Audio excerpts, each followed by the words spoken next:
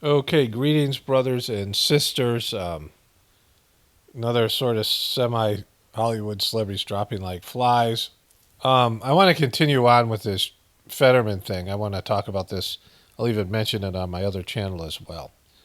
But the first part of his time on the View, they talked about his disability and his inability to process what's going on around him. So much so, he needs some sort of app on his iPad or whatever, some kind of device, to help his cognitive abilities process his experience, in this case, with the ladies on The View. Like, he can't understand what people are saying. He said before, people all sound like the teacher on Charlie Brown. And, that's his disability or somebody's disability. And that's fine. I mean, whatever. If you have a real health issue, you have cognitive abilities, there's no, people shouldn't make fun of that. The problem is he should step down as senator. And I don't know what kind of job he could do, but he's depressed, he's suicidal, he wasn't great before his stroke. He wasn't some articulate, rock star. And, he's subpar. He's not smart. And now he can't understand, he can't perceive reality. He's got a warped sense of reality. He can't tell what's going on around him. And yet they're celebrating him and his disability on The View. So here's part 2 of that interview. Yeah, my cousins just wrote me from Pennsylvania and said, we voted for you. We really like him. So, Now, most of the people in Pennsylvania don't because of what I just said, right? They don't have confidence in his abilities. Thank you. you might have heard that Congress just expelled George Santos. Yeah, Santos. Yeah, and you've also been calling to get rid of Menendez, I know. But first, before we talk about that, what's your reaction to the expulsion? Well, it's like I'm not surprised, but to me, I think the more important picture is that we have a colleague in the Senate that actually did much more sinister and serious kinds of things. Senator Menendez, he needs to go.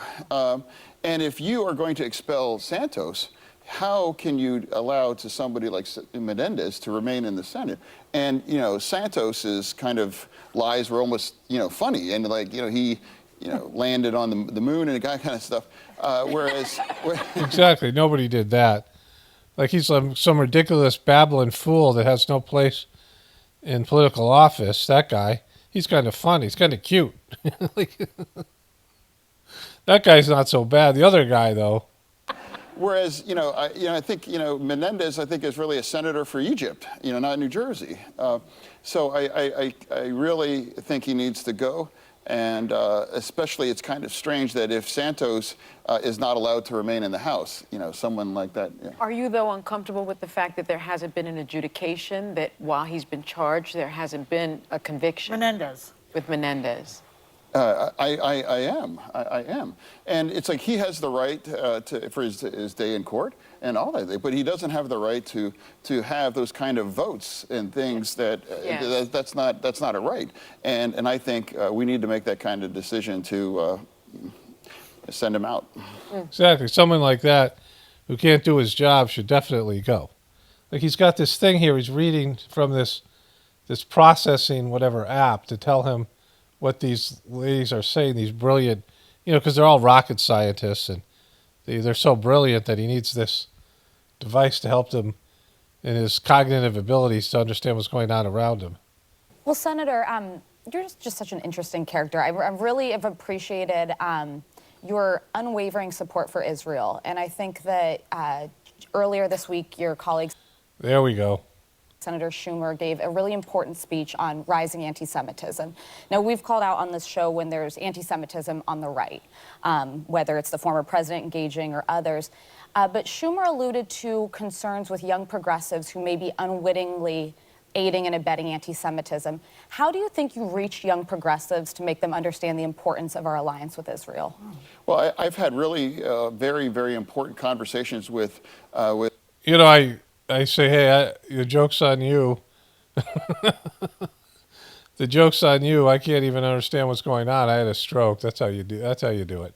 with Muslim and Arab communities all across Pennsylvania. In fact, just a couple days ago, and they're very thoughtful and they're very important, and it's really informed me and those perspectives. And it's very critical, as if I'm going to be representing Pennsylvania, to understand that there are both things that are very important. And again, I am You devastated. mean the genocide of the Palestinian people and then college students protesting Israel on campus? Those things you mean? Think about it every day. Just the civilians dying. It's awful. And I don't assign more value for a Palestinian child's life or an Israeli child over my own children as well. Like, we want to minimize that kind of suffering. So Their dads can get out of bed on Thanksgiving is all I'm saying. it's just an awful and difficult thing. And I don't think perhaps it's not the most way to have that conversation. It's not the most way to have that conversation. Yelling and screaming or kind of using or coded kinds of phrasing. Let me ask you this, Senator, and I'm happy. That was such a non-answer. So he's finally understands that there's a different perspective. When he came out and people were protesting, he held up the Israeli flag, and they were, mocking him, and they were liberal Democrats, and now he's had a conversation with them. And he's kind of now saying something, I don't know what he's saying about the things and those sort of things as well as two.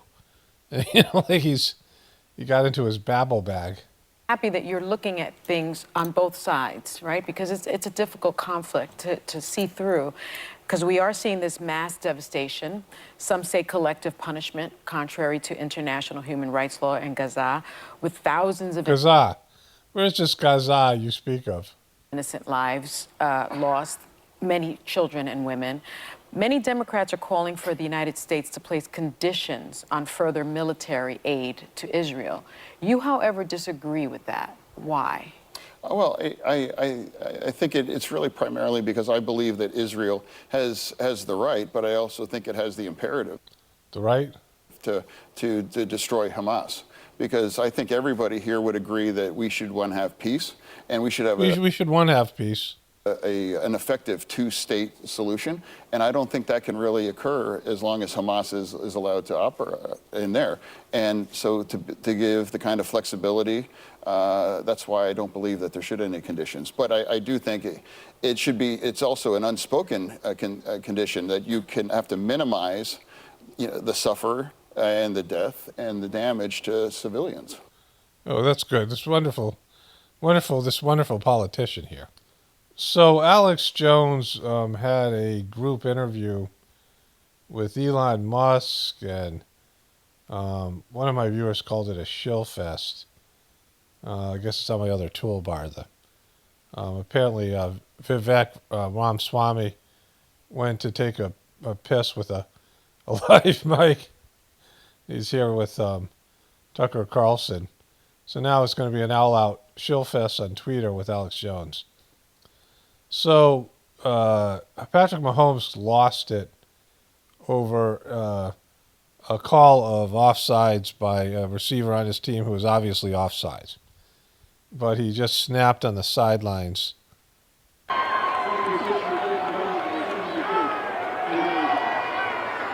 At the officials. And what happened was there was a play, and I'm going to get into some more Taylor Swift stuff, Tay-Tay and Travis Kelce, because that looks like that's jumped a shark. Hilariously so. But I watched, I think, most of this game.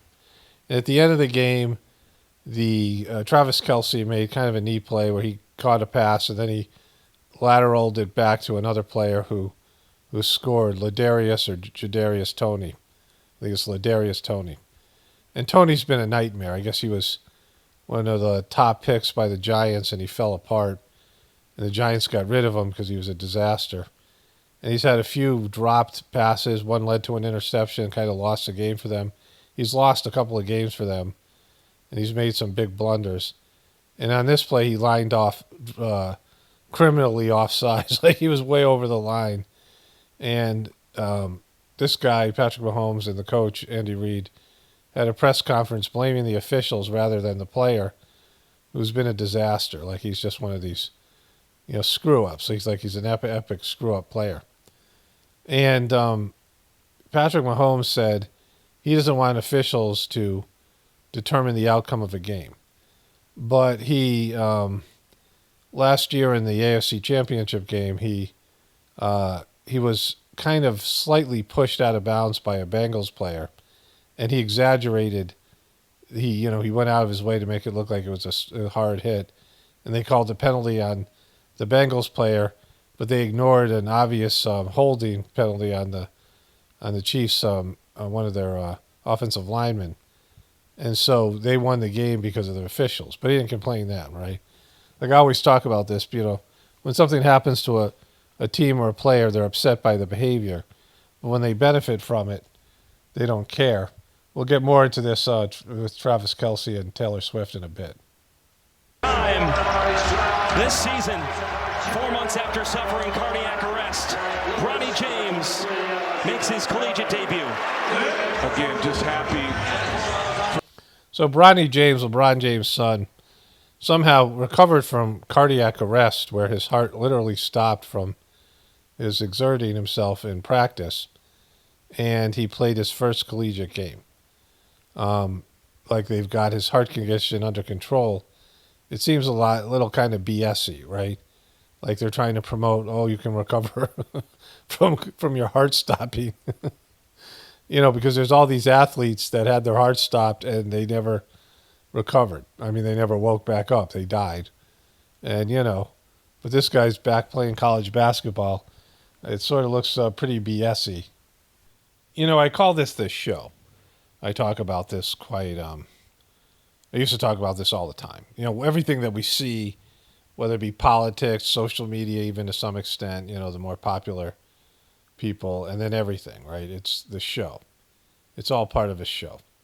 Sports, politics, entertainment, everything on the news.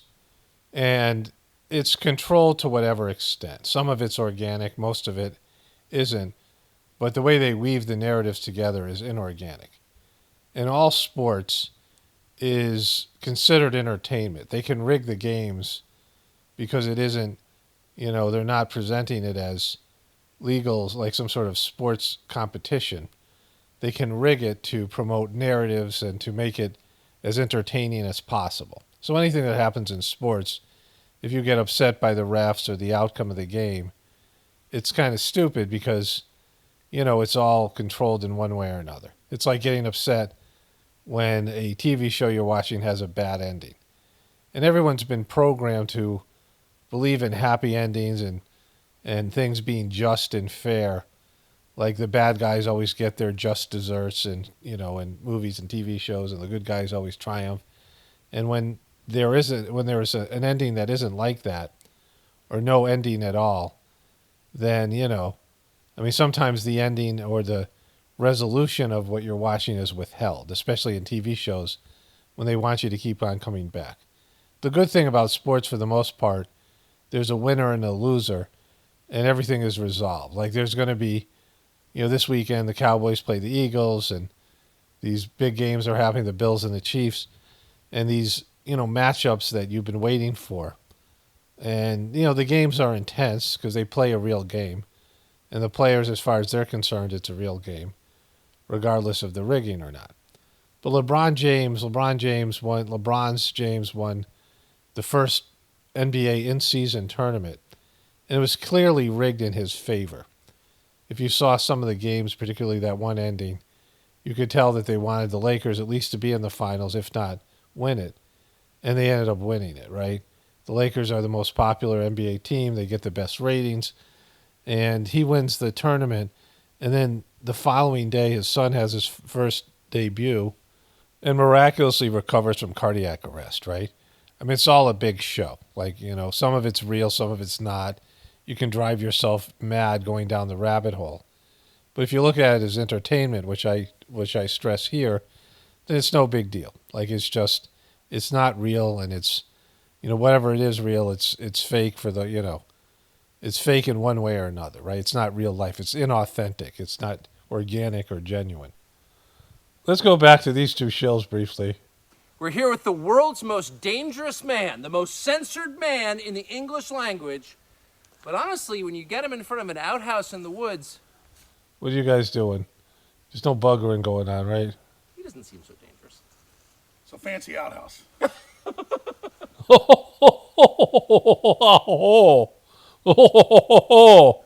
We have a ruling class in the United States. Okay. Tucker on X, he's interviewing Alex P. Jones. Prince Louis missing a finger in apparent Photoshop fail on family's Christmas card. Here's the close-up of the picture here. Somewhere, I guess it's in the video. So there he's missing a finger. Somehow, when they Photoshopped out his finger, the middle one, this guy is the guy who's always acting out. It was some epic, he was acting out at a public event, and they couldn't control him. So he's one of the, he's going places, that kid. Taylor Swift downcast, Travis Kelce leaves stadium holding hands after Chiefs loss. So I was watching the game a little bit, and my wife came in, she started watching with me, and she said, well, is Taylor Swift there? Then I realized she was, but they were downplaying it. Like, they weren't showing her as much. And then she was very sad. What's wrong, Tay? What's wrong, Tay? What's happening? What's going on? There they are after the game. She's smiling. She wasn't with Brittany Holmes, who's her own level of nightmare herself.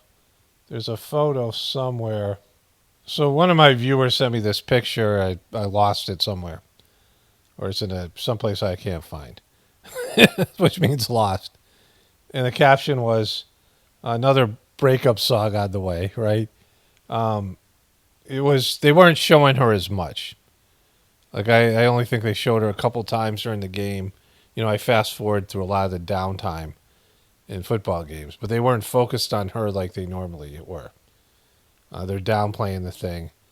And so the enthusiasm and excitement, they've lost a couple of games in a row with her in attendance. It's just so fake, right? Like, it's not genuine. It's inauthentic. It's a fake relationship. She's such a fake person. The whole thing. It's just so contrived and icky. The thing about it is, it's just all so fake. But if I can't tell it's fake in some way, right? It's not obvious it's fake. Then they've done a pretty good job. And I'm talking about this show. Everything's kind of inauthentic and staged and manipulated. And most of it's pretty remedial and stupid, and you can see right through it.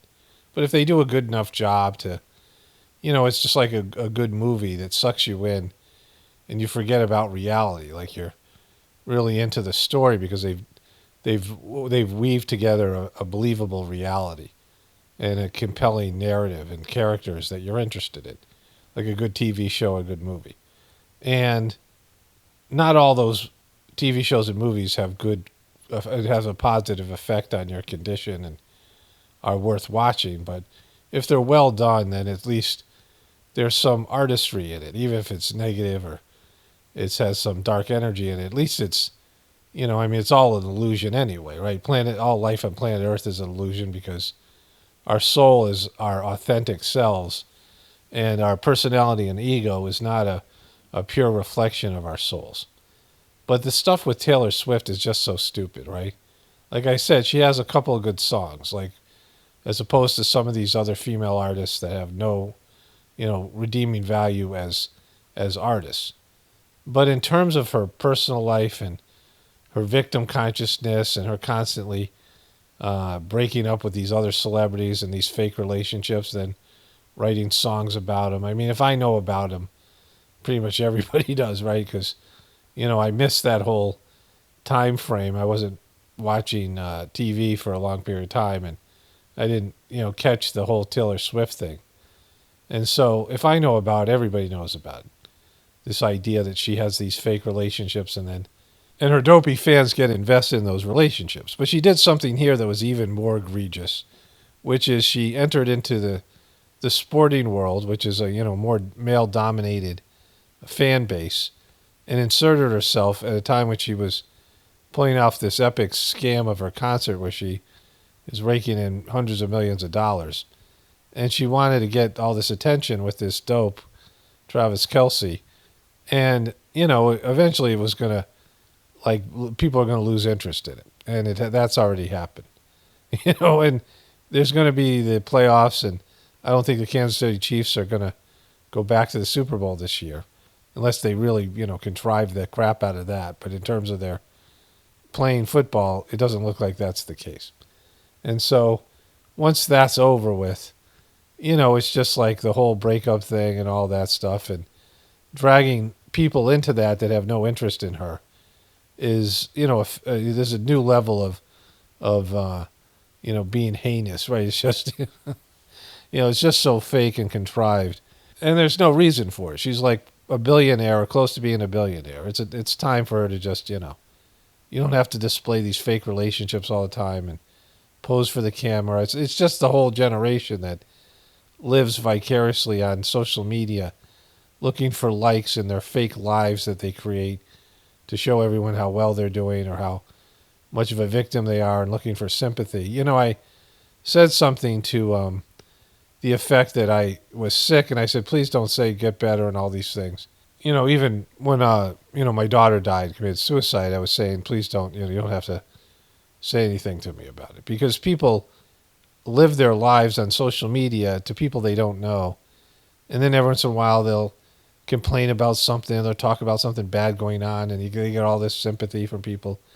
And it's just, it's like a commodity that's not, it's an unreal commodity. People that you don't know telling you, to cheer up, or they care for you, and how much you can just, please don't give up, all the like all this stuff that people say on the internet, right? And it really is meaningless if you understand the actual aspect of it. Because even the people in your lives, when you're sad, you're really devastated, or you're really depressed and all these things. I mean, it's something where people can't pull you out of it. And when you're really sick and you're going through these things, it's a battle. It's an internal battle where your body's trying to recover. If somebody can give you some information that's helpful, that's practical, that's great. Something, a supplement or something, or some kind of thing that helps you, with that struggle. But people say, and I hope you get well soon.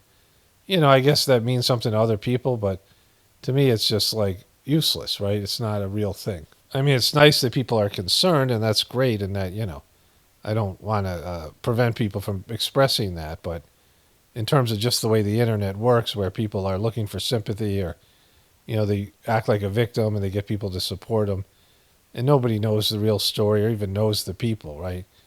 They know, they know a projection, a social media projection of those people.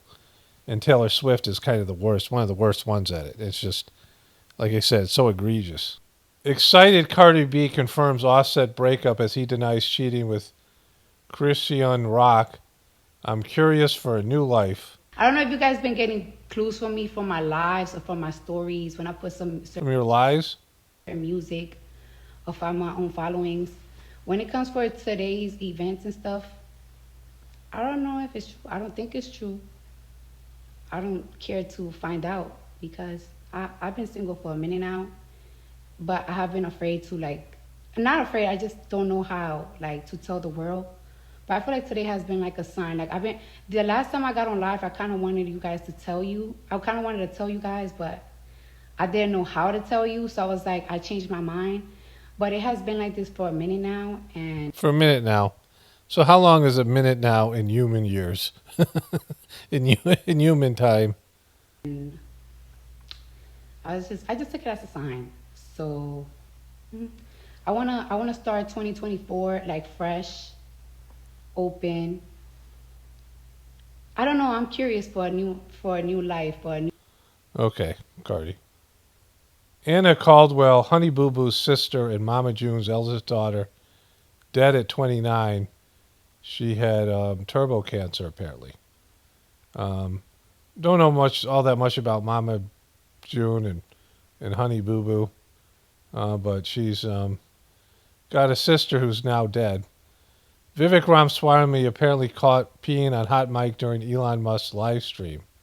Sorry about that, guys, the GOP President Kennedy said as his bathroom moment was heard on X Spaces. It's par for the course in this shill fest that they had. Alex Jones, Musk, Tate, brothers, Gates, Vivek, PDA, was as what my one viewer called it, a shill fest. Reed Ryan, college football player, dead at 22 after collapsing during workout. I think that he went suddenly into cardiac arrest. So this guy had cardiac arrest, and it ended up killing him. Where LeBron James's son is, having his college debut as a basketball player. Okay, well that was a full one. There's a lot encompassed in this one. Only spirituality will save this MNFing world. It's Paul Romano, definitely reporting from the Apocalypse and the Ascension. Everyone have a blessed day and be grateful.